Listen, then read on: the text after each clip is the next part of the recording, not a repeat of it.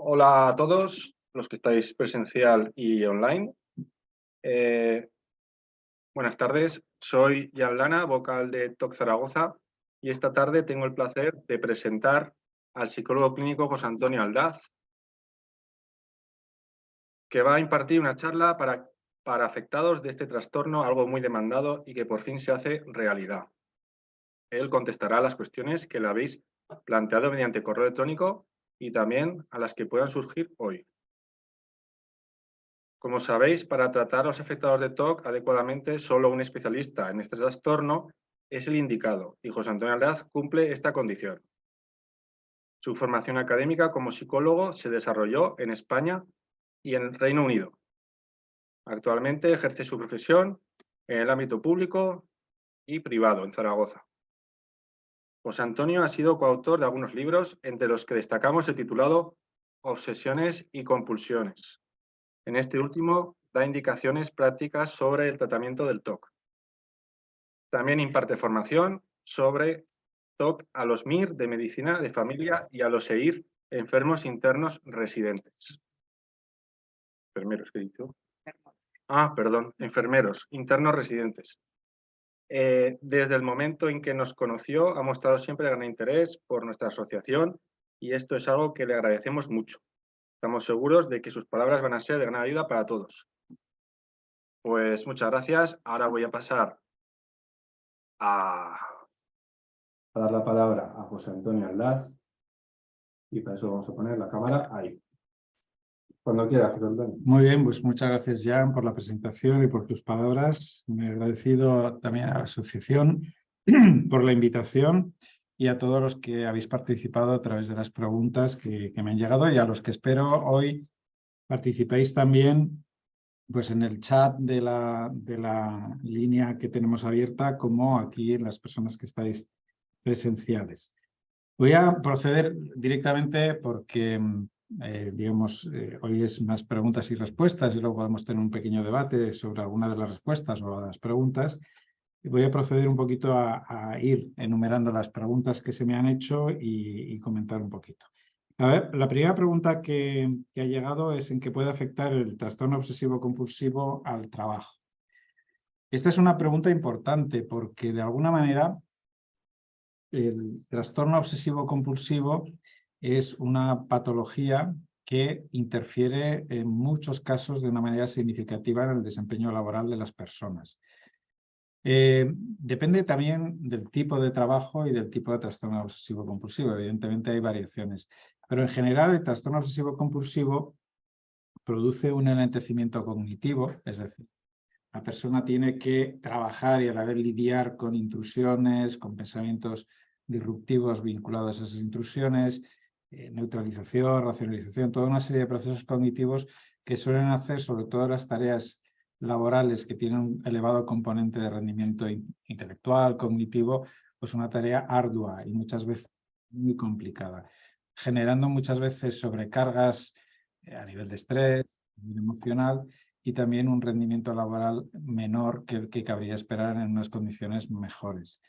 Eso a su vez puede repercutir en la empleabilidad de las personas, es decir, muchas veces se tienen dificultades para mantener o conseguir puestos de trabajo y en algunos casos algunas empresas sí que se avienen a adaptaciones en el puesto de trabajo, pero en otros casos no es posible, con lo cual pues a veces son personas que requieren bajas laborales, incluso en algunos casos procedimientos de incapacidad laboral permanente debido a la patología.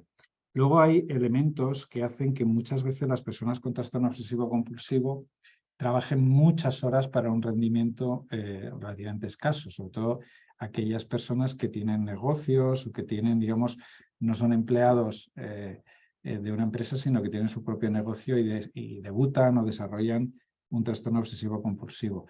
Personas que igual antes de enviar un correo electrónico a un cliente o a un proveedor, pues igual tienen que leerlo 8, 10, 15, 20 veces, con lo cual su gestión diaria del negocio o del trabajo pues se ve claramente mermada.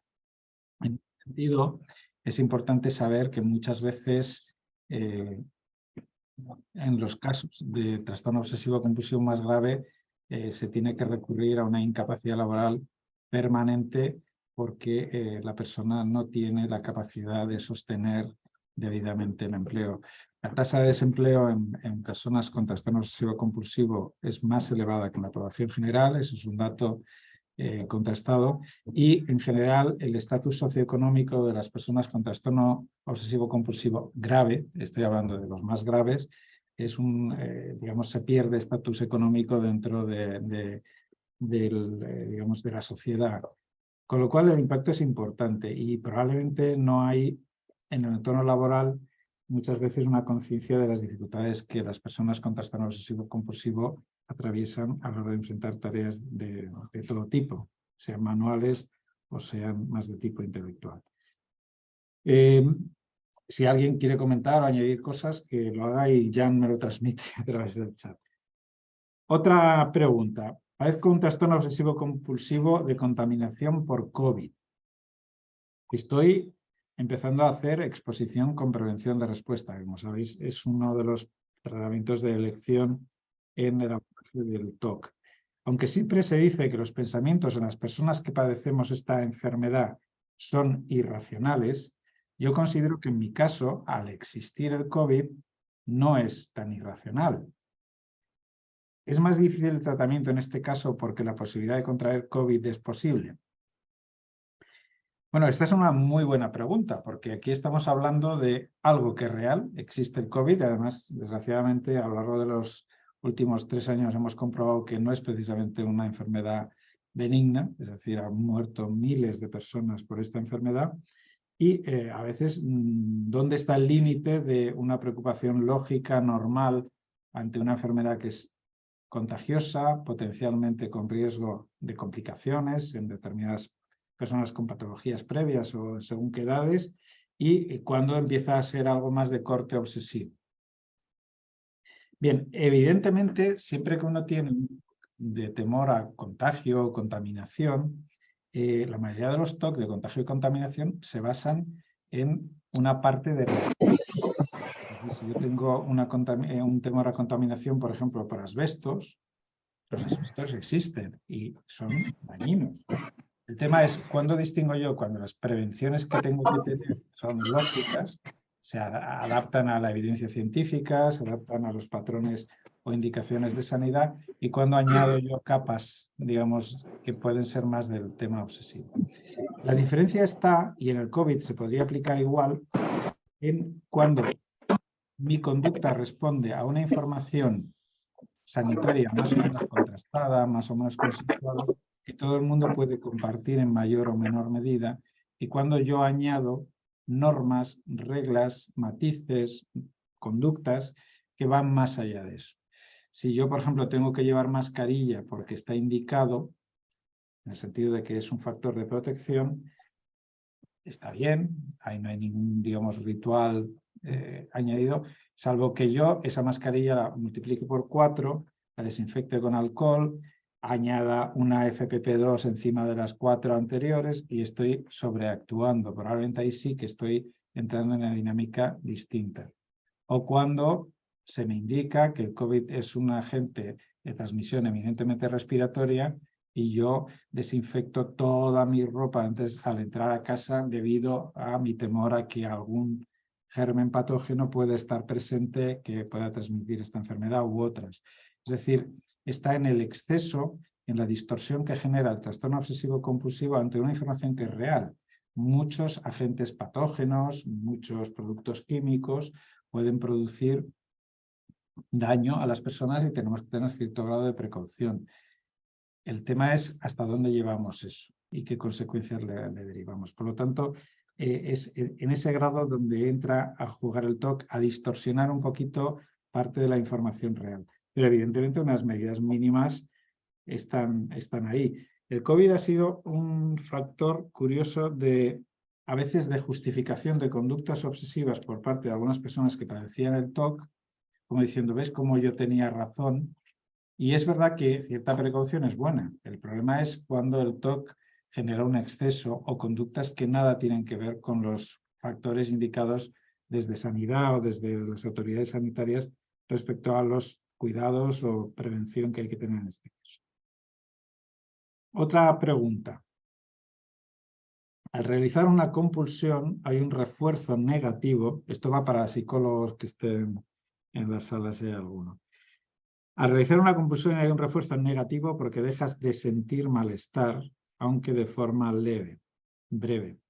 ¿Qué ocurre cuando además existe un refuerzo positivo? Por ejemplo, a una persona afectada de TOC, supersticioso mágico, de tipo supersticioso mágico, le gusta mucho jugar al FIFA, pero cuando está jugando le viene el pensamiento mágico de que si no gana el partido sus padres tendrán un accidente. En este caso es más difícil resistirse a la compulsión. ¿Cómo identifica la persona afectada que en un momento dado está jugando compulsivamente? Bueno, vamos a ver.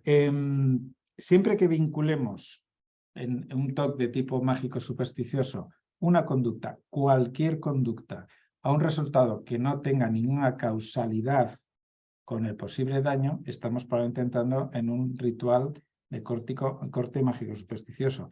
Sea ganar el juego de FIFA, sea persignarse 3 veces, sea levantarse con el pie derecho o acostarse con el izquierdo. Es decir, son conductas que en principio no hay una relación causa-efecto entre la prevención y el daño que queremos evitar. Digamos, son relaciones azarosas que el TOC establece en nuestra mente. En este caso sería jugar al FIFA. Hay otra cosa distinta que podemos añadir a este elemento, y es que la mayoría de los juegos online o videojuegos están diseñados para generar conductas adictivas. Es decir, para que el propio juego te invite a continuar a invertir más tiempo y subir de nivel o ganar determinados poderes que te sirvan para conseguir nuevos niveles, etcétera, etcétera. Pero digamos que eso es intrínseco a casi todos los juegos que están en el mercado y que pretenden que inviertas una gran cantidad de tiempo y por lo tanto tienen que generar cierto grado, digamos, de adicción a las emociones que genera o a las recompensas que genera. Sabéis que hay juegos, por ejemplo, que según en qué hito tú ganas X tokens o monedas o tal, que te permiten adquirir nuevas armas más poderosas, que a su vez te permiten subir de nivel, que a su vez generan, es decir, son dinámicas que están diseñadas para que la gente se enganche. En la compulsión, en ese caso, iría más por el lado de la adicción al juego que por el lado obsesivo-compulsivo, aunque comparten elementos entre los dos. Bien, ¿cómo puedo solucionar mi problema de acumulación? El apego que tengo a lo material está muy enraizado en mi personalidad. No es síndrome de Diógenes, pero sí de papeles, apuntes de carrera, libros. Me es imposible desapegar. Ya no sé qué hacer. ¿Puedo ayudar? Bueno, vamos a ver si puedo responder y luego hablamos de ayuda. Síndrome de Diógenes, digamos, es un grado muy extremo, ¿no? Y a veces bueno, pues puede causar problemas de salud, problemas de seguridad en las viviendas y demás. Cuando una persona tiene un apego, digamos, compulsivo a las cosas, puede ser por varias razones. A veces porque asigna valor emocional a las cosas. Es decir, de alguna manera vincula una emoción, un recuerdo emocional, un acto emocional, pues a los libros de la carrera o los libros de la EGB. Bueno, los que somos de la EGB, los que sois más jóvenes igual no recordáis la EGB. De alguna manera, todos en algún momento hemos tenido dificultad para desprendernos de cosas, bueno, pues que le tenemos cierto cariño o nos recuerda a momentos emocionales. Eso no es un TOC, pero sí que a veces genera, pues digamos, alguna discusión para despejar estanterías que no caben cosas, ¿no? En el TOC está una dificultad un poquito para gestionar eso de una manera adecuada, es decir, cuando ya genera disfunciones en cuanto a espacio o digamos que asignamos un valor material o un valor emocional a cosas que en principio no tendrían por qué tener esa capacidad. Por ejemplo, yo me acuerdo de un caso que tuve hace muchos años de una persona que cada vez que llegaba del Alcampo, del Prica o del Eroski, el folleto con la publicidad de la semana, de los productos de oferta, que siempre lo guardaba, pues por si esa semana necesitaba algo, ver qué ofertas había. Tenía folletos de hace 20 años, evidentemente las ofertas ya estaban caducadas, pero había llegado un momento en que desprenderse de ello le generaba mucha angustia. Ya no era por el elemento si quieres, racionalizador de por qué yo empiezo a guardar eso, que era, bueno, pues lo conservo una semana, veo si necesito algo y aprovecho esa oferta, sino porque el mero hecho de que ya estaba ahí le impedía despegarse de él, ¿no? De hecho, en el desván tenía cientos de kilos de folletos de... Podría ser fruto casi de una exposición, ¿no? Porque pero bueno, entonces, en ese caso había un elemento emocional, curiosamente, ¿eh? Es decir, había un apego emocional a ese folleto que en su momento pues, le llamó la atención a algún producto. De hecho, había algunos productos que le gustaban mucho, pues me acuerdo que eran de estos de ferretería, taladros, estas cosas que a veces las tiendas anuncian, y entonces sentía como una especie de abandono, como si le atribuía una característica casi emocional al objeto. Y entonces había como una especie de sensación de que ese objeto tenía un vínculo emocional. Y le impedía eliminar, aun siendo consciente de que, por ejemplo, la techumbre pues estaba teniendo problemas ya de peso. Entonces, esos elementos se pueden trabajar desde un poco crear un desapego emocional a los objetos, para empezar, y eventualmente enfrentarse a la decisión de, que es una especie de PR, de ir eligiendo cuáles tienen una lógica emocional o funcional que yo debo conservar porque pueden ser útiles o porque sí que emocionalmente tienen una valencia muy potente, y cuáles podrían, digamos, decirles adiós, despedirme de ellos y un poco ponerlos un poquito en un segundo plano. A veces estas cosas se hacen en varias fases, es decir, va a haber una primera preselección en la que yo sitúo fuera de mi alcance esos objetos, pero aún están accesibles si tengo necesidad de hacerlo, y en una segunda acción donde hay un enfriamiento emocional porque no me relaciono con ellos o porque hay una mayor distancia en cuanto a accesibilidad, ir desprendiéndose poco a poco de ellos, con una cierta, digamos, tensión emocional inicial, pero que curiosamente cuando ya, en la experiencia al menos que yo tengo, la persona consigue desprenderse, ese apego emocional se diluye rápidamente, curiosamente. No dura mucho, ¿eh? Y la persona es capaz de gestionar un poquito la acumulación de una manera un poco más efectiva que no afectiva. Vale. Veo que no hay ninguna pregunta hasta ahora, ¿no, Jan? En el chat sí. Ah, pues oye, interrúmpeme todas las veces que haga falta. Vale. Está esperando que terminases. Puedo hacer una pregunta. Sí. Con relación a esto último que has dicho, ¿y los coleccionistas? Buena pregunta, sí, los coleccionistas. Los coleccionistas muchas veces tienen rasgos obsesivos de personalidad, que son distintos del TOC. El coleccionista normalmente tiene un criterio, que puede ser un criterio histórico, un criterio, digamos, personal, y sí que le gusta pues, la sistematización, tiene unos criterios de qué quiere, cómo lo quiere, lo clasifica. Hay elementos más de rasgos obsesivos de personalidad. De hecho, la gente que es muy de colecciones suele presentar ese tipo de rasgos. Pero no hay elementos compulsivos, es decir, si en un momento determinado tiene que vender un objeto de la colección para adquirir uno que le interesa más o que le apetece más, pues lo saca a subasta, saca dinero y lo intercambia. Todos hemos visto los domingos gente que cambia sellos por otros, es decir, hay una fluidez, no hay un apego un poquito como planteábamos en la pregunta anterior, pero sí que hay un elemento casi obsesivoide en ello, ¿no? La sistemática, la organización, los grandes coleccionistas estudian el tema, se saben pues toda la historia de los sellos, si hubo una plancha que se torció una esquinita y ese sello vale más que no sé qué, hay elementos de ese tipo. Entonces sí que, bueno, es más ajustado quizás a ese patrón de personalidad. ¿Sí me decías ya? Sí, a ver, dice, trabajo en una empresa y hago envíos de compras por internet. He notado que reviso mucho las prendas o el calzado y leo muchas veces la hoja con los datos, incluso algunas veces abro el paquete que ya he sellado para repasar la información. ¿Cómo puedo controlar esto? Bueno, es complejo dar una respuesta, digamos, definitiva. Habría que analizar en cada caso a qué responde esa ansiedad y a qué...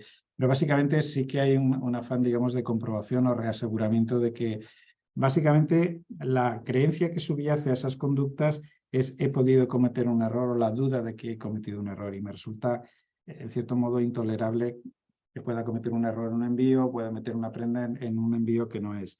En ese sentido hay que trabajar dos cosas. Una, el tema de alguna manera aprender a fiarse de la memoria. Una cosa que pasa en las personas que tienen que comprobar, hay dos elementos fundamentales desde el punto de vista psicológico en las personas que tienen rituales de comprobación. Una es un gran y distorsionado sentido de la responsabilidad. Es decir, una especie de yo soy responsable de algo y me resultaría emocionalmente intolerable o muy angustioso cometer un error que de alguna manera supusiera un daño para un cliente o para una persona o quien fuera. Y la otra es una terrible duda sobre sus acciones. Muchas veces porque se ejecuta en un contexto de elevada ansiedad que interfiere con la codificación de la memoria y otras veces porque, y esto se ha estudiado neuropsicológicamente, las personas con algunos TOC tienen una cierta dificultad para procesar determinados tipos de información que se codifica en la memoria. Por ejemplo, en los TOCs de comprobación, una estrategia que funciona muy bien es fiarse más de la memoria semántica que de las memorias sensoriales. Me explico. Cuando yo compruebo pues, un envío, miro la caja, normalmente lo que estoy trabajando es codificando con memorias, en este caso sensorial visual. Miro que está el jersey o miro que están los zapatos y demás. Pero ese tipo de memorias se ha probado que las personas que tienen un trastorno obsesivo compulsivo son menos eficaces a la hora de calmar la duda que pueda surgir de si he hecho o no algo. Otras veces se puede aliviar ese déficit, digamos, pasando a codificar la acción a nivel semántico, a nivel verbal. Es decir, va muy bien para las personas que tienen necesidad de comprobar que a la vez que ejecutan una acción y evidentemente la codifican a nivel motor, porque yo ejecuto una acción motora de colocar un jersey en la caja. Hay un componente visual porque estoy viendo que el jersey se introduce en la caja. Pero también conviene apoyarlo con un relato verbal, que se aconseja que se haga o bien a nivel interno, estoy colocando el jersey bien en la caja, está dentro de la caja, es decir, porque cuando surja la duda o la necesidad de comprobar, tengo varios referentes sobre los que apoyarme para no tener que repetir la acción o volverla a comprobar. Y también es importante, de alguna manera, el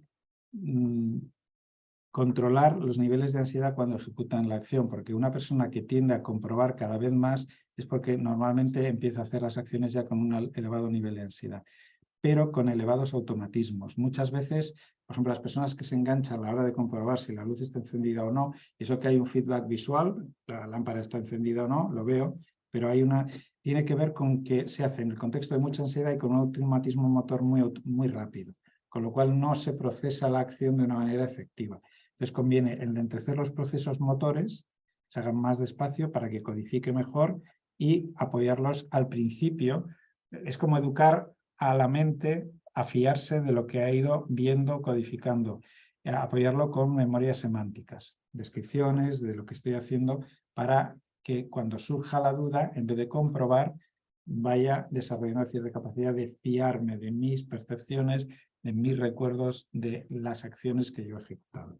Pero sí que claramente la persona que ha preguntado debería ponerse en manos de un profesional porque en el tipo de trabajo que él tiene, si avanza esa necesidad de comprobación, puede, como decíamos en la primera pregunta, reducirse su eficacia y efectividad a la hora de trabajar. No sé si hay más preguntas, Jan. Sí, puede ir cambiando el TOC con el tiempo, me explico. Puede empezar con una obsesión de hacer bien tu trabajo, repitiendo cosas y con el tiempo esa obsesión ya no la tienes, pero tienes otras con la acumulación de cosas en casa. Sí, de hecho es lo habitual. Lo habitual es que podemos empezar con un subtipo de TOC, que puede ser de limpieza, comprobación, mágico supersticioso, de tipo moral, el que sea, y el TOC va evolucionando hacia otros subtipos. De hecho, en personas ya adultas que tienen unos años de evolución de la enfermedad, coexisten varios subtipos. Suele haber uno principal, pero lo habitual es que haya pequeños subtipos por ahí, o bien que se arrastran del pasado, que en su momento fueron más álgidos y remiten porque aparece otro subtipo, o bien porque han coexistido a la vez, siempre, aunque haya uno principal, digamos, que ocupa el mayor espacio. Muchas veces las personas que habéis padecido o padecéis TOC, os daréis cuenta que obsesiones que os han ocupado durante meses o años, de repente se disipan espontáneamente, no hace falta PR, ni fármacos, ni nada, y son sustituidas por otras nuevas. Y aquello que en su día me preocupó mucho, me generó mucha interferencia, mucho malestar, ahora lo miro con cierta, bueno, distancia emocional y no entiendo muy bien por qué me preocupó tanto, pero se ve sustituida por nuevas intrusiones obsesivas o nuevos rituales. Es normal que coexistan en diferente grado y manera varios subtipos de TOC en las personas. De hecho, cuando hay una escala que es muy interesante que se puede hacer incluso de autopasación, lo digo por si os interesa alguno, está accesible en internet, que es el iVox. Conocéis el Yale Brown, Obsessive Compulsive Scale, creo que es el acrónimo. Esa escala tiene una estructura muy interesante porque tiene una parte en la que hay obsesiones con diferente contenido, y otra parte donde hay compulsiones o rituales de diferente contenido. Y luego hay una valoración clínica, que bueno, eso no viene al caso. Y eso es interesante porque preguntan por si esas obsesiones han estado en el pasado o están en el presente. Y cuando le pasas eso a una persona que tiene un trastorno obsesivo compulsivo, empieza a darse cuenta, de una manera quizás más sistemática, por la recogida de datos es más sistemática, que a lo largo de los años ha ido teniendo obsesiones que han aparecido, han dado problemas, han desaparecido, han surgido nuevas, conforme va evolucionando la enfermedad, y al final, en ese cómputo de identificación de diferentes compulsiones y diferentes obsesiones, uno se encuentra con una especie de fotografía o perfil donde descubres que igual hay una o dos principales, pero luego hay pequeñas subtipos que están por ahí un poco dando menos guerra, pero que coexisten. Y lo habitual es encontrar un mínimo de 2 o 3 subtipos en la mayoría de los pacientes. Entonces, eso es muy normal y es casi como evolucionan los trastornos obsesivos. Es extraño que haya un subtipo monotemático y único a lo largo de la vida de una persona que tiene TOC. Es muy raro. De hecho, yo creo que no me he encontrado nunca con uno que sea exclusivamente de un solo subtipo sin que coexistan algunos otros de manera secundaria. ¿Sí? Sí, más. Hay más preguntas. Sí, sí, pues venga. ¿Sería mejor evitar las situaciones que pueden provocar hacer una compulsión o actuar de forma normal, entre comillas, y hacer la compulsión al final del todo? A ver, lo ideal sería no evitar y no hacer la compulsión, que sería lo suyo. Es decir, a veces las personas que padecen un trastorno obsesivo compulsivo manejan el componente más compulsivo evitando cualquier estímulo que activa la compulsión. Si yo temo contaminarme, por ejemplo, tengo una forma de no acabar lavándome las manos, que es abrir las puertas con los codos. De alguna manera evito el lavado de manos. Es verdad que no compulsiono, pero la propia evitación se convierte en una especie de compulsión, es decir, tengo que hacer conductas, digamos, que evitan el contacto directo con el elemento que va a provocar la compulsión. Es muy habitual en las personas que padecen TOC que haya infinidad de conductas evitativas, tanto a nivel conductual como a nivel cognitivo. Es decir, pensamientos que yo intento no tener o prohibir porque pueden disparar, palabras que no puedo leer o no puedo escuchar y por lo tanto pues no pongo las noticias o no leo sobre enfermedades que me activan determinados temores de tipo obsesivo, ese tipo de conductas. Yo el consejo que doy es que uno siempre se tiene que enfrentar a las cosas porque si no vas renunciando a hacer muchas cosas y te conviertes o bien en un aislamiento conductual de casi todo y no tocas, no haces, no ves, no lees, no escuchas. Yo creo que eso es un error porque está la parte más limitante del trastorno en esas conductas evitativas y evidentemente la solución está en poder enfrentarte al estímulo que activa la intrusión obsesiva y aprender a no hacer la compulsión, a tener control sobre eso. Y ahí influye no solamente el saber controlar el malestar emocional y tolerarlo hasta que ese vínculo entre la intrusión y la compulsión desaparece, pero también hay que trabajar a nivel cognitivo y metacognitivo, en el sentido de que muchas veces detrás de las compulsiones hay sistemas de creencias que sostienen lo compulsivo. No solamente desde un planteamiento estrictamente conductual, sino, pues eso que os decía antes, conceptos distorsionados de hiperresponsabilidad. En el trastorno obsesivo compulsivo, si uno mira bien, independientemente del subtipo, hay cuestiones siempre presentes y que hay que trabajar para que realmente el tratamiento sea efectivo. El tema de la responsabilidad, el tema del bien y del mal. Si analizáis bien qué es un trastorno obsesivo compulsivo, es lo que es correcto, lo que es incorrecto, lo que hay que hacer, lo que no, el hacer daño o no hacer daño. Es decir, hay elementos siempre de ese tipo. ¿Por qué en un lavado puede haber elementos de bien y mal? Porque si yo soy negligente y contamino algo, puedo transmitir una enfermedad a mis seres queridos o a mí mismo, o puedo hacer acciones que provoquen un daño que yo quiero evitar. ¿Por qué en la comprobación hay el bien y el mal? Porque un descuido mío puede provocar una explosión y que fallezca mi familia en esa explosión. ¿Por qué en un TOC, digamos, de tipo relacional, pues yo debería ser buena persona con mi pareja y tener unos sentimientos concretos y a veces el TOC insinúa que tengo otros sentimientos que no son los que yo considero aceptables? Con lo cual es muy importante trabajar con el sistema de creencias del paciente. Muchos fracasos terapéuticos es porque no tocamos ese sistema de creencias y vamos estrictamente a lo conductual. Y muchas veces lo conductual se sustenta sobre sistemas de creencias que mantienen ese conducto. Entonces hay que trabajar en paralelo con los dos elementos.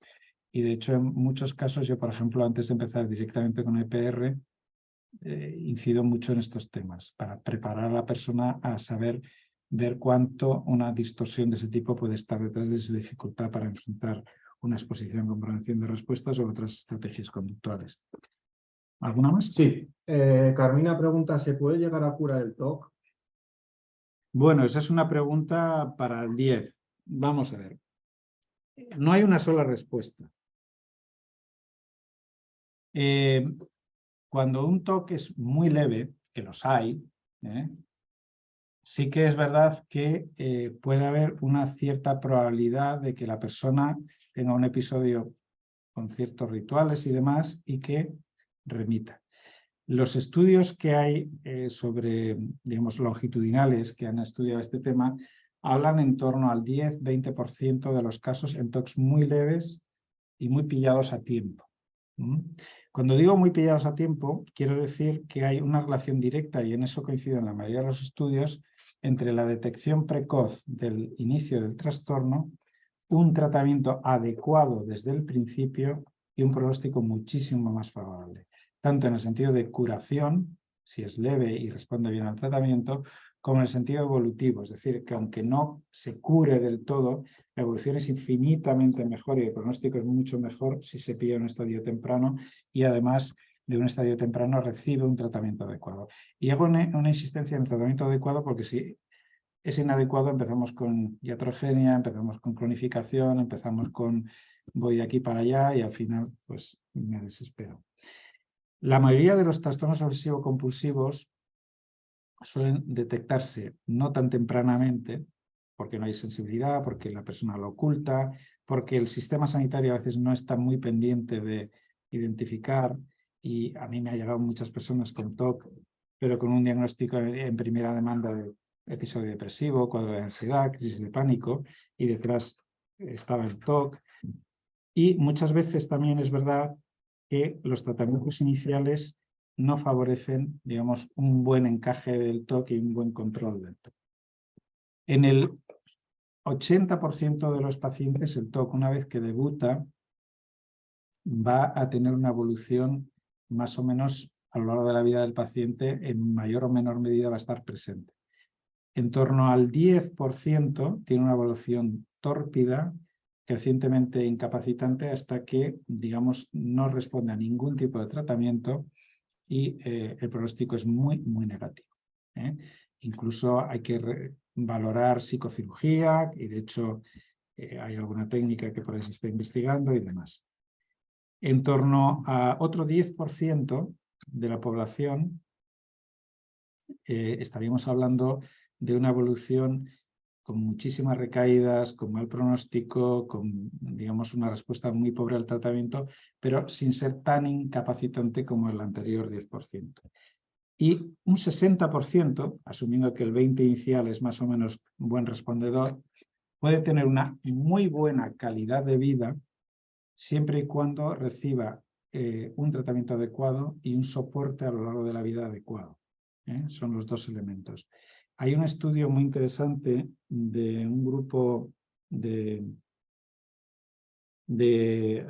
creo que era Suecia. La referencia ahora no la tengo en mente, pero creo que era Suecia.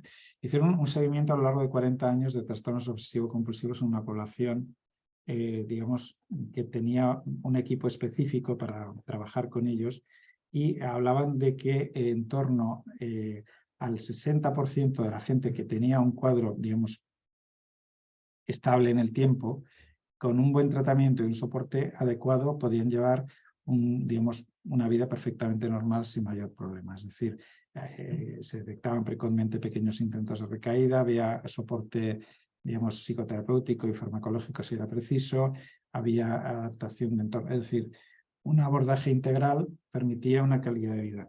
Pero claro, el problema es que en España no tenemos esos recursos. Entonces, hay muchos pacientes que probablemente se podían beneficiar sustancialmente en la evolución de su trastorno a lo largo de la vida, que no reciben tratamiento adecuado, pues porque el sistema no está diseñado para ello, porque quizás tampoco hay una sensibilidad de algunos profesionales de cara un poco a canalizar esa demanda adecuadamente y demás. Pero sí que esas serían las cifras. Perdón. Sí, la siguiente pregunta.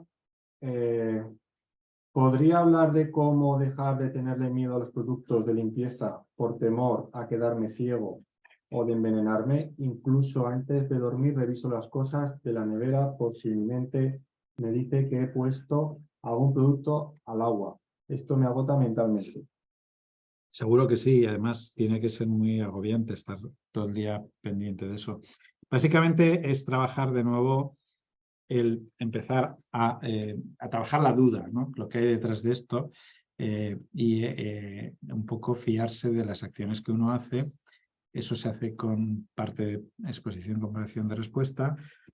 También un poco desafiando esos miedos. Mira, el mayor arma que tiene el TOC es hacernos creer que una amenaza que puede ser real, es decir, si yo ingiero un producto tóxico, pues tengo un riesgo, evidentemente. Pero el TOC hace que la percepción de ese riesgo sea tan elevado que lo distorsiona.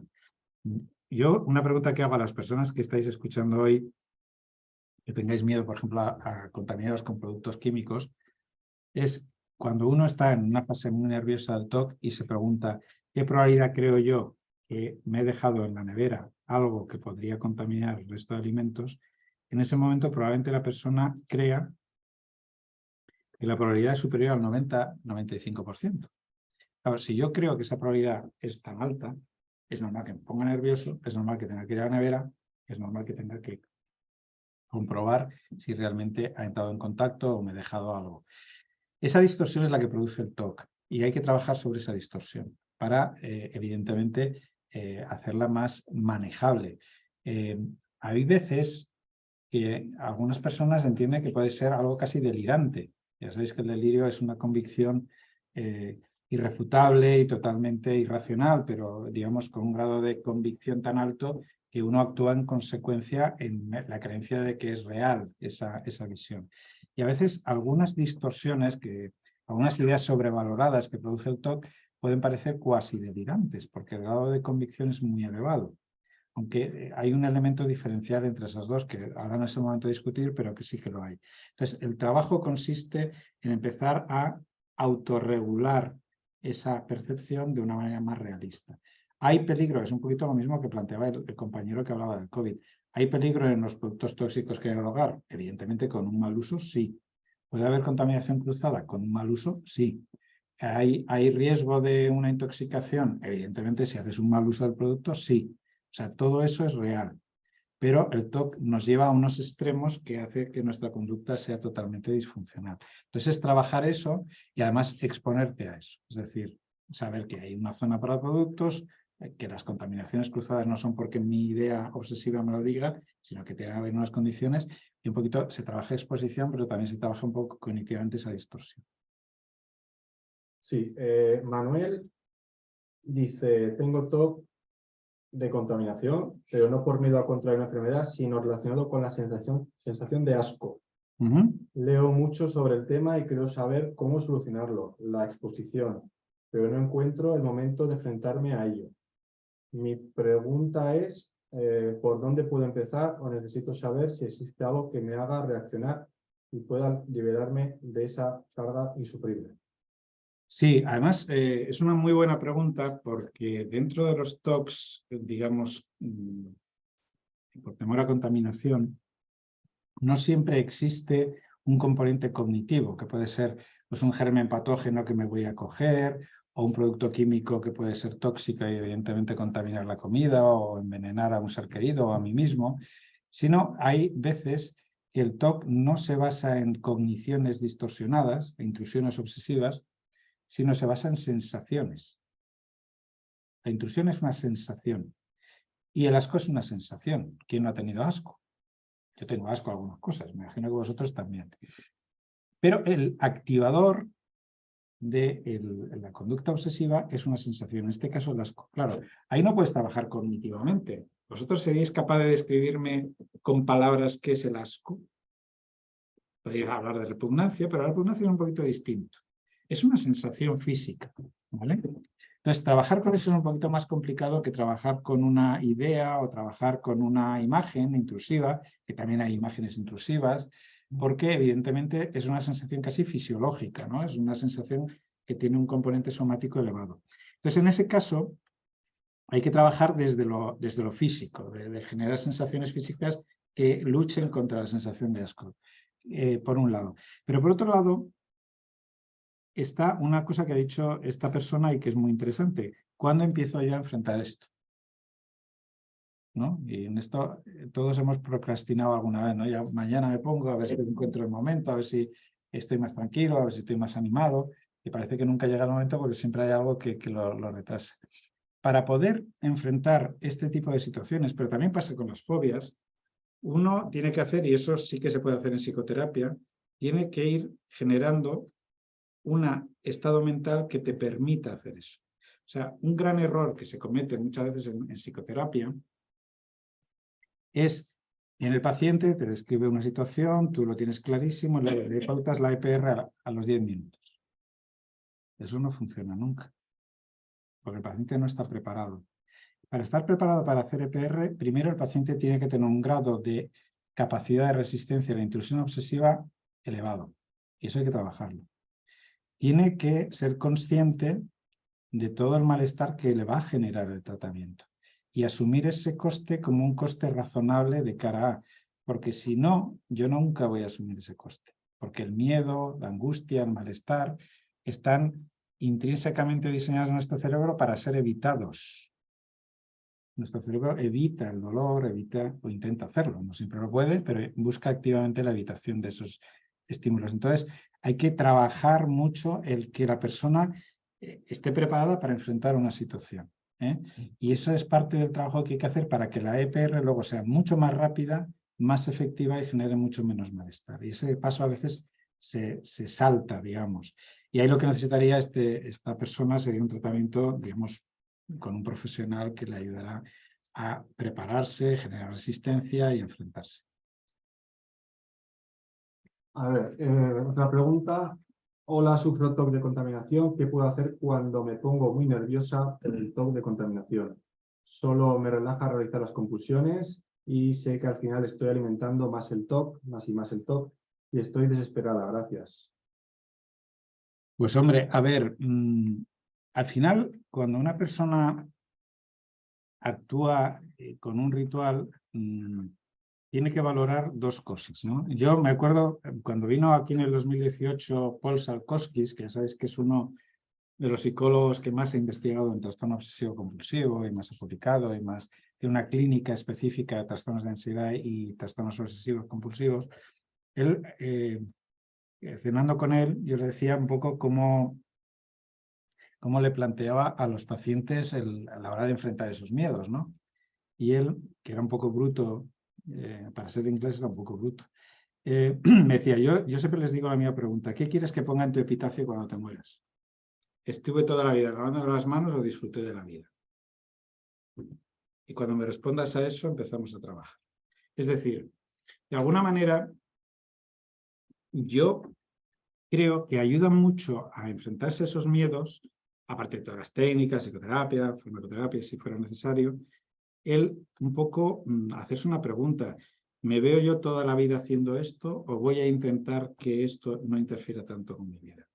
Porque una persona puede padecer TOC, puede tener depresión, puede tener un cuadro psicótico, pero además debería tener un proyecto de vida, debería tener un planteamiento vital, debería intentar un poco compaginar una enfermedad que puede condicionar ese proyecto con el propio proyecto. Y muchas veces el quitarse el miedo a la ansiedad a corto plazo es una hipoteca a largo plazo. Y trabajar y ser consciente de ello, yo creo que motiva para luchar contra eso, para intentar alcanzar aquellos objetivos que son muy importantes. Una forma de combatir el TOC es que siempre que el TOC esté bajo control, nuestra vida sea una vida lo más plena posible. Uno de los factores que más previene la recaída de cualquier patología mental, pero en particular del TOC, es que mi vida esté llena de cosas, que me aporten de objetivos, porque de alguna manera el TOC lo que intenta en nuestra vida es ocupar espacio mental, ocupar espacio físico, y evidentemente si ese espacio está ocupado por actividades que son más incompatibles con el TOC o se le pone más difícil. Porque hay personas con TOC, por ejemplo, que determinadas actividades deportivas o de ocio están mejor, porque toda su capacidad atencional está en lo que está. Porque hay algunos TOC que les gustan los deportes de riesgo, porque tienes que estar tan atento a que me caigo del risco que ahí el TOC no tiene espacio porque lo desplazas. Es decir, de alguna manera al TOC también se le puede combatir desde la actividad, una calidad de vida lo mejor que uno pueda, gestionar pues, el ocio, las relaciones personales de una manera efectiva. Sí, otra pregunta. ¿Puedes hablar del TOC puro, que es el que padezco y es insufrible el pensamiento rumiante continuo? Es que no he oído, bueno, no he oído la charla desde el principio, no sé si han hablado ya, ¿no?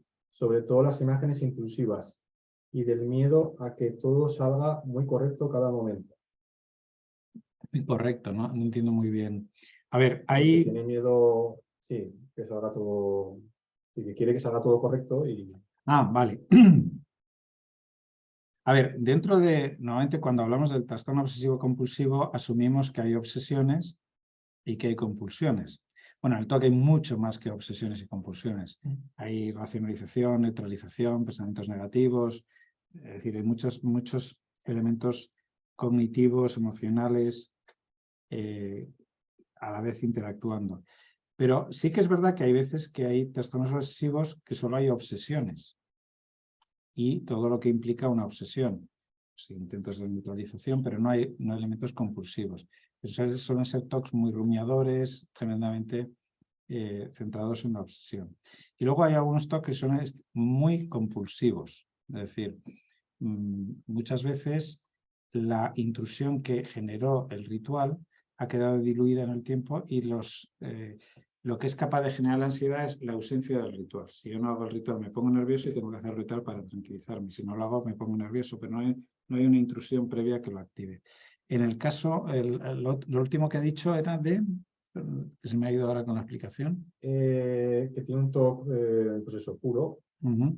y que sobre todo imágenes intrusivas, Vale. imágenes, y tiene miedo a que salga incorrecto. O sea, las imágenes intrusivas en realidad es una intrusión obsesiva como otra cualquiera. No tiene un contenido verbal, tiene un contenido visual, pero ahí habría que enfrentarlo pues, de manera similar a los contenidos verbales, ¿no? Pues enfrentándose a ellas, jugando con ellas. Ahora explico lo de jugar con las imágenes. Luego hay un tipo de TOC que tiene que ver un poquito, que tiene ciertas similitudes con el TOC del anterior participante que hablaba del asco. Hay un tipo de TOC que se basa en la sensación de que algo está correcto o no está correcto, pero es una sensación. Con lo cual no es un TOC de orden en el sentido de que tengo que buscar una simetría entre esta esquina, que hay unas normas que me guían la conducta y que a veces, bueno, pues puedo tener un criterio de cierre. En muchos casos hay algunos TOC que lo que necesitan es tener la sensación de que ya está bien, lo que sea que tengan en mente o lo que sea que están haciendo. Y hasta que no les llega esa sensación, tienen que continuar el proceso de búsqueda de esa sensación. Y eso puede ser un proceso interno en el que hasta que, por ejemplo, hay veces que hay TOCs en los que se repasa eventos del pasado de una manera secuencial, intentando recordar todos y cada uno de los pasos, lo que dijo, lo que ocurrió, y hasta que no tengo la sensación de que he cerrado ese proceso, repito la memoria y estoy en un proceso interno constante hasta que la sensación llega. Y otras veces es una sensación, digamos, externa. Estoy haciendo algo y hasta que no tengo la sensación de que ya está terminado, que ya está bien, no puedo dejar de hacerlo. Pero no hay un criterio. Si tú preguntas a la persona y dice cuál es, no lo sé. Hasta que no llega la sensación, no sé que puedo parar. Entonces, en esos casos donde hay sensaciones, como en el asco, que también es una sensación, tienes que trabajar con límites finitos. Es decir, me marco un tiempo máximo para hacer algo y, aunque no aparezca la sensación de cierre completo, aprendo a coexistir con esa sensación de incompletud. La incertidumbre, la falta de control están muy detrás de los mecanismos cognitivos del TOC, ¿no? El TOC lo que busca son certidumbres. Pero fijaos si es tramposo el TOC, que siempre te sugiere que hay una forma perfecta de hacer algo, pero él mismo te sugiere que nunca alcanzas la perfección, porque siempre hay algo más. Entonces es como un anzuelo que tira constantemente de ti. A ver, esta pregunta va de TOC de amores o TOC relacional. ¿Cómo diferenciar TOC de amores de dudas reales? ¿Cómo saber qué sientes? Y para el crecimiento personal, ¿qué opinas del eneagrama? Bueno, vamos a ver. En los TOCs donde uno se cuestiona su afecto por una persona querida, o sobre su fidelidad, o su grado de amor o afecto, normalmente hay elementos, digamos, que se perciben como intrusivos. Es decir, de alguna manera uno empieza a dudar de sus sentimientos, pero a la vez es consciente de que sus sentimientos de alguna manera están ahí. Pero duda de que esos sentimientos sean genuinos, reales, todos los reales y genuinos que tienen que ser, o todo lo fuertes que deben ser. Las dudas respecto a digamos, las dudas no obsesivas respecto a una relación afectiva tienen que ver más con hechos más objetivables, que digamos que no se basan en esas sensaciones de duda. Es decir, pues últimamente me peleo mucho con mi pareja, quizás es que ya la relación no va bien. O últimamente me apetece estar menos con mi pareja, pues igual es que ya no siento el atractivo que sentía antes, porque es un dato objetivo, porque pues cada uno vamos a nuestra bola, etc.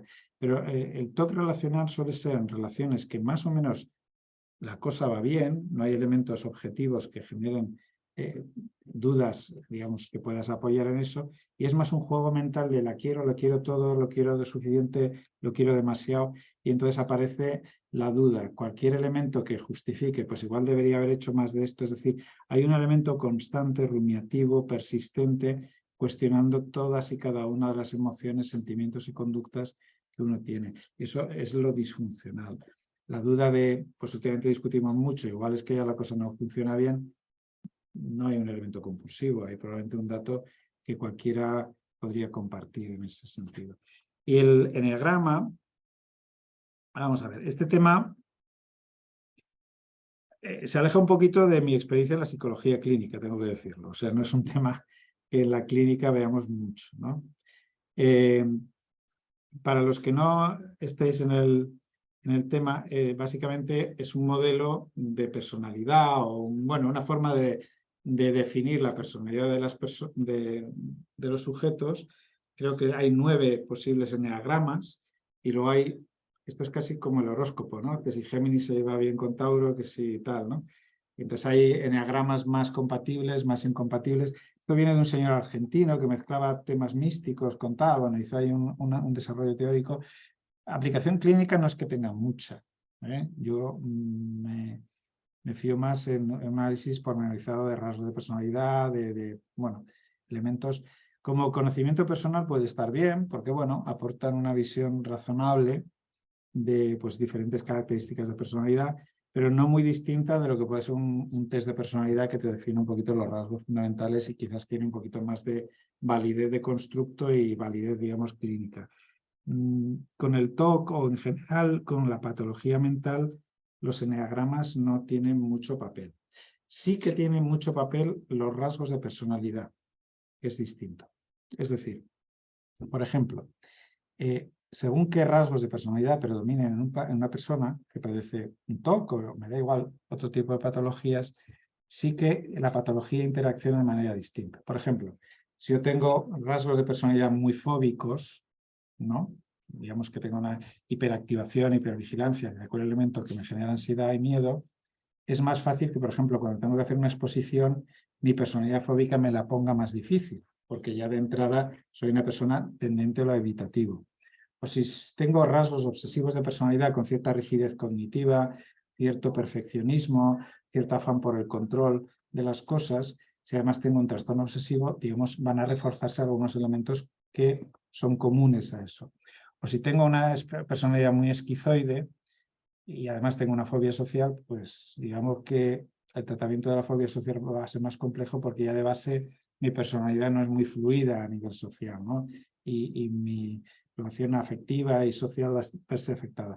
Por lo tanto, sí que es verdad que determinados rasgos de personalidad pueden favorecer o dificultar el abordaje de una patología, o puede interaccionar con la patología y reforzarse de alguna manera en esos elementos, digamos, que pueden dificultar pues, el tratamiento o el abordaje de la patología. Pero el eneagrama en sí no tiene ese planteamiento, es más descriptivo, racional, pues se supone que el 9 con el 5 se lleva mejor, estoy inventándomelo, pero bueno, hay este tipo de historias. Entonces, bueno, pues ese es el tema.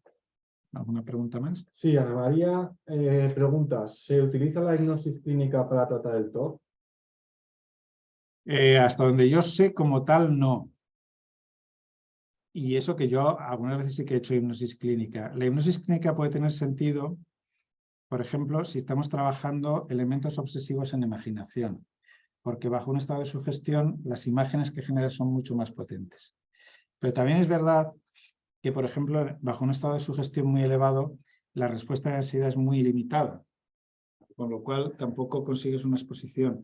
De hecho, al principio se planteaba, yo me acuerdo porque cuando yo empecé esto se planteaba que había que relajar al paciente antes de hacer exposición para reducir el nivel de ansiedad y por lo tanto que fuera más tolerable. Luego se descubrió que no añadía nada a eso y que directamente se podía hacer exposición.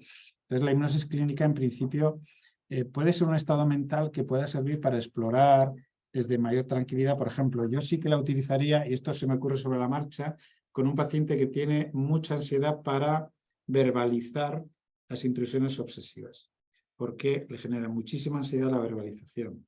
Entonces, bajo un estado de hipnosis clínica sí que va a ser más fácil la exploración de esos elementos porque va a experimentar mucho menos ansiedad y va a ser más capaz de verbalizarlos y transmitirlos. Y por lo tanto luego vamos a poder trabajar con esos contenidos. Muchas veces no es frecuente, pero te encuentras con personas que te dicen hay algo que no te puedo decir porque si lo digo pues aumenta la probabilidad de realización, ¿no? Entonces, automáticamente, claro, es muy difícil trabajar con un contenido desconocido. Bajo un estado de hipnosis clínica es un poquito más accesible esos contenidos. Eso sí que lo facilitaría, pero quizás más en una fase de exploración. Manuel pregunta, ¿existe alguna relación entre el TOC y la necrofobia? Pues en principio no se me ocurre, pero vamos, no sabría decirlo. Otra pregunta. Una persona ha probado la estimulación magnética transcraneal y no le ha funcionado. Sorprendente. Bueno, no pregunta nada, solamente dice eso. A ver, yo sé que varias clínicas privadas en España están ofreciendo esa opción, pero no solamente para trastornos obsesivo-compulsivos, sino para trastornos depresivos graves. De hecho, se está anunciando y comercializando como la respuesta a ese tipo de cosas. Yo hasta donde he leído, y algo he leído porque me ha interesado el tema y porque me han hecho preguntas, no hay suficiente evidencia que soporte una eficacia mayor que lo que puede ser la estimulación cerebral profunda en los TOCs muy graves, por ejemplo, que sí que hay algunas personas que mejoran, otras que no. Yo creo que aún está en un estadio muy temprano y los mecanismos por los que actúa tampoco están muy claros, porque tan pronto te los aplican a un TOC como una depresión grave, como, no sé, está ahí un poco la cosa un poco en el aire. Yo ahora mismo no sé si recomendaría gastarse el dineral que cuesta quizás me lo gastaría antes en una buena terapia que en un tema de estos. Carmina pregunta qué opinan sobre el neurofeedback. Dice, a mí me fue muy bien, pero no acabé las sesiones. A ver, el neurofeedback es una técnica reconocida, además de amplio recorrido, que, por ejemplo, va muy bien para la autorregulación de la ansiedad, de la activación fisiológica, que da mucha información sobre tus respuestas fisiológicas ante la ansiedad y, por lo tanto, te permite modular y graduar esa respuesta somática a la ansiedad, y como tal es una técnica más, pero útil, como puede ser también el mindfulness. En el fondo, en el mindfulness hay un elemento también de manejar, tomar conciencia, distanciarte. Bueno, está bien. Hay diferentes formas de hacer neurobiofeedback. Son útiles. Yo la he usado cuando teníamos esos aparatos en un hospital que trabajé antes, porque aquí no me los compran, con cefaleas tensionales. Va muy bien. Pueden relajar la zona, regular, y eso va muy bien. Manuel, que preguntaba qué relación había entre el TOC y la necrofobia, ahora puntualiza un poco mejor. Dice, tengo muchas dificultades con todo aquello relacionado con la muerte, cementerios, muertos, tanatorios, y quiero pensar que es por mi sensación de asco ante lo putrefacto. Por más que trato de racionalizarlo, no lo consigo. Vale, entonces sí, ahí sí que veo una relación. Digamos, es el asco el modulador. En este caso, pues con elementos que tengan que ver con descomposición orgánica, y por lo tanto pues la muerte es el paradigma de esa descomposición, evidentemente. Pero sí que sería más un toque vinculado a la sensación de asco, focalizado el asco en este caso en la descomposición orgánica. En otros casos pueden ser determinadas imágenes, alimentos, bueno, cosas de estas. Otra pregunta dice, mis compañeros de trabajo cuando estamos en grupo hacen bromas o comentarios sobre alguno de nosotros. Yo siempre he decidido no hacer eso por temor a que una persona se suicide por mi comentario. A ver, aquí hay dos partes. Una, desgraciadamente, hay un estigma y una victimización de las personas que padecen trastornos mentales. Eso es innegable. Poquito a poco ha ido a menos, pero sigue existiendo. Entonces sí que es verdad que a veces las personas que tienen un problema de salud mental, si lo expresan o lo manifiestan, pues pueden ser víctimas de cierta mofa o crítica social o, bueno, este tipo de cosas, ¿no? Y ahí está el estigma y está la victimización. De bullying. Bullying también. Otra cosa distinta es la segunda parte, que ahora se me ha ido el hilo. Perdona. Sí, Se me ha ido el hilo. es como que tiene ese pensamiento intrusivo de que yo siempre he decidido no hacer eso por temor a que una persona se suicide por mi comentario. A ver, una persona se puede suicidar por muchos motivos. Hombre, un comentario aislado, puntual, no tendría, salvo, no sé, alguna cosa que fuera a la diana de algún elemento traumático, no sé, que la persona fuera muy impulsiva, pero en principio un comentario no genera una conducta suicida, o no debería haber mucha relación entre un comentario desafortunado y una cosa de estas. Normalmente el suicidio, por ejemplo, en niños que ahora y en adolescentes que son víctimas de acoso escolar, es un ataque sistemático y prolongado en el tiempo que lleva a un nivel de desesperación que puede provocar el suicidio. Normalmente un solo comentario puede generar enfado, puede generar disgusto, puede generar agresividad, puede generar pues, una reacción afectiva negativa. El suicidio parece un salto muy grande, ¿no? Parece que es más, digamos, la intrusión obsesiva sugiriendo que puede él propiciar una conducta que tiene una complejidad mucho mayor que simplemente la sociedad da un comentario. En principio no parece una relación causa-efecto directa, en principio. Yo por lo que he leído, igual se refería a que tiene miedo de dañar a otra persona. O sea, el miedo nuclear sería que por un comentario suyo Bueno. tenga miedo a que otra persona pues, se suicide. Sí, el daño producido yo podría llevar, bueno, eso no tiene un sostén psicopatológico, no tiene. No, sería una distorsión más propia del TOC que una probabilidad. Otra pregunta. Sufro TOC de contaminación desde la infancia. He ido a varios psicólogos, psiquiatras, tomo antidepresivos, pero no me hace efecto nada. No me voy a curar nunca, ¿verdad? Pues yo espero que sí. Solo tendrá que dar con el psicólogo adecuado, me imagino. Siempre hay esperanza. Yo no quiero lanzar un mensaje pesimista. Es verdad que hay algún dato que apunta que cuanto más fracasos terapéuticos hay más escepticismo terapéutico por parte del paciente, lo cual es muy razonable. Si yo lo intento 10 veces y me fallo 10, pues a la 11ª voy con un poquito de pesimismo. Yo siempre cuento una anécdota, y a mí lo que más miedo me da cuando viene un paciente a verme es que me diga, sé que usted me va a curar. Me ha jorobado, porque me pone el listón muy alto. Yo prefiero aquellos pacientes que me dicen, no creo en la psicología clínica. Digo, pues mire, muy bien. Ahora vamos a ver si acaba creyendo usted, ¿no? Me lo pone más fácil, porque ya de entrada... A ver, todo TOC es susceptible de mejorar de alguna manera. Habría que ver en qué consiste, qué grado de gravedad, qué comorbilidad hay. Es decir, hay un montón de elementos que determinan el pronóstico y el curso de la enfermedad. Pero yo no me atrevería a afirmar que necesariamente está desahuciado. Yo creo que nadie está desahuciado. Igual no ha tenido, bueno, pues el momento, las terapeutas, la ayuda adecuada, pero yo no dejaría de intentar mejorar porque en ello le va mucho, ¿no? Vale, me comentan que la secretaria, que está aquí a lo mío, de la asociación, María que hay Jesús. cuarto, vamos a... Ah, sí. María Jesús. Que hay cuarto, vamos a ir terminando, entonces nos quedan como 5 minutos.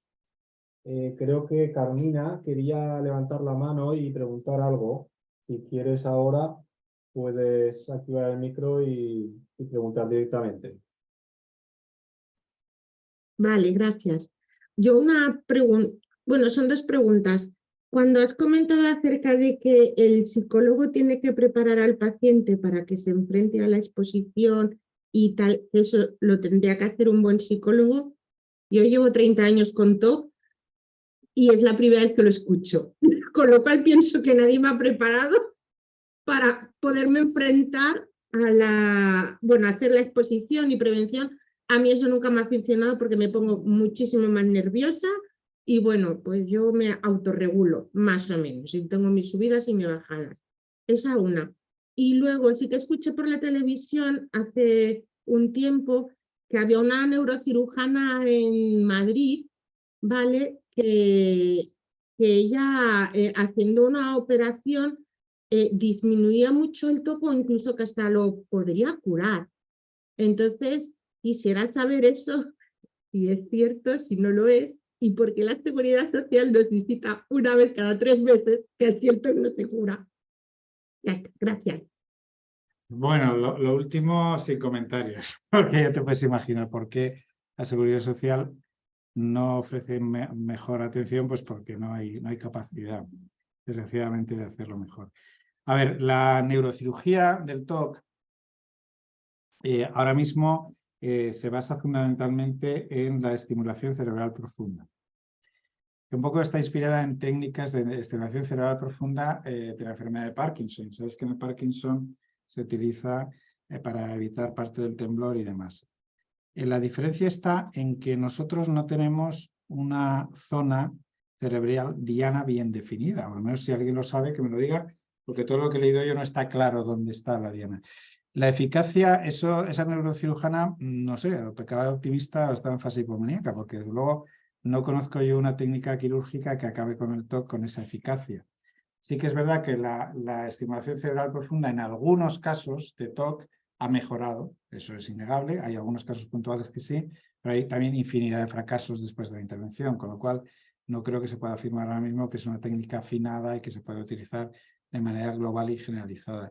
Y solo, según los protocolos que yo conozco, que porque lo intentamos implantar aquí en Aragón, que al final no salió, son protocolos en que tienes que haber fracasado en varios intentos de tratamiento farmacológico y psicológico, en varios, digamos, diferentes tipos de tratamientos para optar a eso ya casi como un tratamiento de último recurso. Y la primera opción, no me acuerdo qué me has dicho porque ya algo ha dicho de... Sobre... de que te genera, que no te preparaban para la EPR. A ver, mira, el principio de preparar para la EPR es un principio que se puede utilizar para cualquier cosa. Cuando uno se va a enfrentar a una entrevista de trabajo, por ejemplo, si te preparas, eres más efectivo haciendo la entrevista de trabajo, porque vas con menos ansiedad y con más capacidad de hacer frente, porque de alguna manera tú ya sabes lo que puede pasar y tienes como más capacidad de respuesta.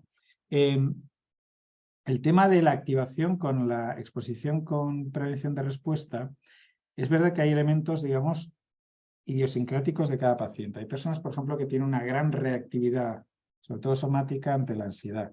En esos pacientes la exposición es más complicada porque la reactividad es tan alta que incluso en exposiciones muy de bajo nivel de impacto, pues la reactividad es muy alta. Pero también tiene que ver un poquito con trabajar la tolerancia a la ansiedad y ese tipo de elementos. Hay momentos en que, por ejemplo, si uno está deprimido, es mucho más difícil que la exposición funcione. De hecho, yo os aconsejo que hagáis exposición cuando estéis muy deprimidos. Primero porque no funciona y segundo pues se pasa muy mal. Hay que suspender la exposición, estabilizar afectivamente y a partir de ahí retomar el tema. Muchas veces se intenta compatibilizar lo uno con lo otro y eso es una receta para el fracaso. Pues habría que ver las condiciones, las situaciones antes de plantear un tratamiento.